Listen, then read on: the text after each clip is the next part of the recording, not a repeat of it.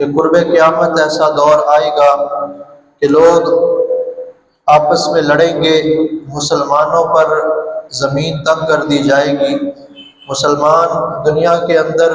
تعداد میں کثیر ہوں گے لیکن ان کی حکمرانی دنیا کے اندر ختم ہوتی چلی جائے گی، مسلمان تعداد میں کثیر ہوں گے لیکن ان کے پاس وہ اختیار نہیں ہوگا کہ وہ مکمل طور پر آزادی کے ساتھ دنیا میں رہ سکیں۔ اور آج آپ دیکھتے ہیں کہ مسلمانوں کی کثرت موجود ہے، مسلمانوں کے ممالک کی کثرت موجود ہے، مسلمان پوری دنیا کے اندر، وہ کوئی کافروں کا شہر ہو، وہ یورپ کے جتنے بھی ممالک ہیں ان کے اندر مسلمانوں کی تعداد بڑھتی چلی جا رہی ہے۔ اور یہ وہی چیز ہے کہ جس سے کافر بھی خوف زدہ ہیں، یہودی بھی خوف زدہ ہیں، عیسائی بھی خوف زدہ ہیں کہ یہ مسلمان دن بہ دن بڑھتے چلے جا رہے ہیں اور ایک وقت ایسا آئے گا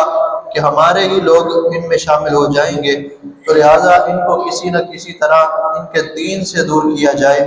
اور اگر آپ دیکھیں گے تو اسلامی ممالک کے اندر دین کو اس طرح پذیرائی حاصل نہیں ہے، دین پر، اسلام پر اس طرح مکمل طور پر عمل نہیں کیا جاتا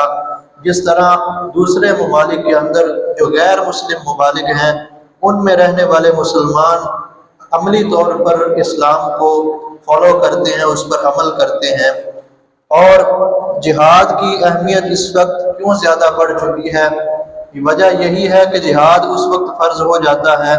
کہ جب مسلمانوں کو ان کے اپنے ہی ملک کے اندر آزادانہ طور پر عبادت کرنے کی ان کو آزادی نہ ہو، ان کو بات کرنے کی آزادی نہ ہو۔ اور اس وقت مسلمانوں پر پوری دنیا کے اندر جو ظلم و ستم کیا جا رہا ہے وہ آپ کے سامنے ہے۔ فلسطین کے اندر دیکھ لیجئے کہ جہاں مسلمانوں کی کثرت موجود ہے لیکن وہاں پر وہ قابض یہودی اس وقت طاقت میں زیادہ ہیں، ان کے ساتھ دنیا بھر کے کافر شامل ہو چکے ہیں اور وہ نہتے فلسطینی اس وقت اکیلی وہ جنگ لڑ رہے ہیں۔ وہ مسلمان دوسروں کی طرف دیکھ رہے ہیں کہ کوئی آئے گا اور ہماری مدد کرے گا،